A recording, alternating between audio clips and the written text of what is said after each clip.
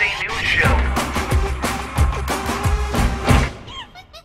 Sup, Nation? Hope you're having an awesome Wednesday. My name is Philip DeFranco, and this is where I talk about newsy-type stuff and things that matter to me today. And a quickie update before we jump into everything for the next 24 hours until they sell out. The license to carry small arms shirts are back, so link to that down below. So there's that, but let's jump into the first story of the day. And the first thing I want to talk about is this amazing footage that came from this Dropkick Murphys concert they had in New York City's Terminal 5. Because reportedly they're conducting an encore, and a bunch of girls get past security, they get on stage. Which is a good time until a bunch of drunken guys also get on stage. And everyone's having a good time until they break into AC/DC's TNT. It's at that moment the bass player Ken Casey realized there is a skinhead Zieg Haling on the stage, and he didn't take too kindly to it since he smashes the guy's face in. Then from a different angle we see him take his guitar off, hit him with it. This results in a huge pileup where you imagine the wannabe or the very real Nazi got his ass kicked. And he emerges from the pile with like a torn shirt, and he grabs the mic and says, "Alright, Nazis are not fucking welcome at a Dropkick Murphys show."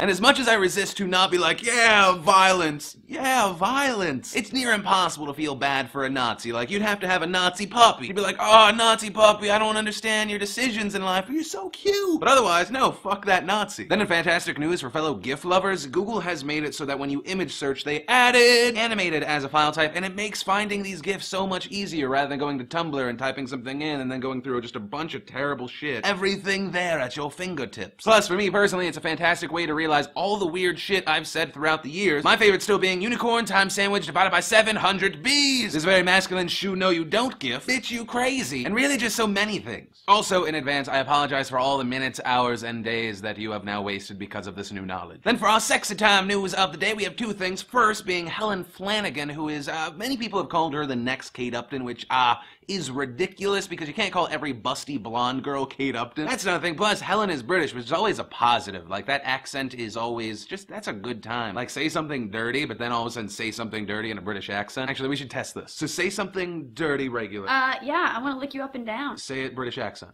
I want to lick you up and down. Do another one. I want to touch you all night long. I want to touch you all night long. Okay, last one. You make me so horny. Okay. You make me so horny. Better. It's just better. The main point, if you want to check out more of Miss Helen, link to the gallery of her and FHM down below. And then some sexy for the ladies / men lovers. John Hamm. Some ladies just like him because he's a very attractive, seemingly confident man. Others because of those pictures where his penis is outlined in his pants, because apparently he does not like to wear boxers, which apparently is actually a really big problem for AMC and Mad Men, because according to the New York Daily News, John Hamm was politely asked by a staffer to start wearing underwear because his penis outline was too distracting in scenes. It's being reported that this is a problem because this season takes place in the 60s, tight pants were a thing, and John Hamm's penis is a thing that the ladies in the office will not stop talking about. But oddly enough, this is not the first time John Hamm's penis has struck. The same source said that in previous promo shoots, they had to Photoshop his penis out of the shots because it took away from the entire thing. Personally, I believe this is sexist. No one is telling Christina Hendricks to put those boobs away. Yet the network persecutes a man because he has a penis. A penis that isn't afraid to take a stand on real issues like Gord's feeling really good when you don't have underwear on. And also probably other stuff. But the real question goes to the men lovers. How small is too small? How big is too big? And what are your likes and dislikes? You like chicken parm? I make a fantastic chicken parm. My girlfriend is going to punch me in the balls. And then easily one of the most requested stories on Twitter and Facebook was you guys wanted me to talk about this North Carolina church that said, hey, we're no longer doing marriages until it is legal for gay people to be married in our state. So breeders like myself cannot have heterosexual marriages at this church. That church is the Green Street United Methodist Church, which obviously there is a conflict because this announcement goes against the official laws and doctrines of the United Methodist Church. That being that they list homosexuality as a practice not compatible with Christian teaching. So we'll see what happens. In the meantime, the church is giving relationship blessings rather than actual weddings. So I'm not sure about the actual impact, but a lot of people were like, yeah, Phil, right? Faith in humanity restored. And I'm like, kinda. Here's the deal. I'm all for gay marriage. If my gay friends want to get gay married, fantastic. Be as miserable for the rest of your life as your hetero brethren. But I think all of this is going about it the wrong way. Why force churches that don't want to conduct these ceremonies to do them? Why can't we on a federal and or state level say, hey, when two human beings get married, they can do it? Gender, race, religion, that doesn't matter. Two human beings, obviously there is an age limit. I'm looking at you, Nambla. And then it goes to a church, a private private organization that says, yeah, we want to do this kind of marriage, or this kind of marriage, or all marriages. So if the Green Street United Methodist wanted to marry 2 men or 2 women, fantastic. It's recognized by the state. If Joe Blow Methodist Church 2 miles down doesn't want to do it, hey, God bless you. Why would a couple that cannot get married there even want to go to that church? Because I know I would not want to go somewhere where I'm treated like a second-class citizen just because of the way I was born. It's all so stupid, like everyone's going about it the wrong way. That's kind of just where my head's at about it. Then in sad news for me, but kind of hilarious news, because apparently Lululemon was the last to get the memo, many of their yoga pants are see-through. It's so sheer that you can see what's happening underneath. There are whole blogs dedicated to this fact, and Lululemon seems not so pleased and have decided to do something by recalling their Luon yoga pants. So if you want those yoga pants, they're not going to be a thing anymore. So if you were a fan, I'm sorry. Something beautiful in the world is being taken out today. But if they were a smart company, they should bring it back and just call it like Lululemon Secrets or Naughty Lululemon.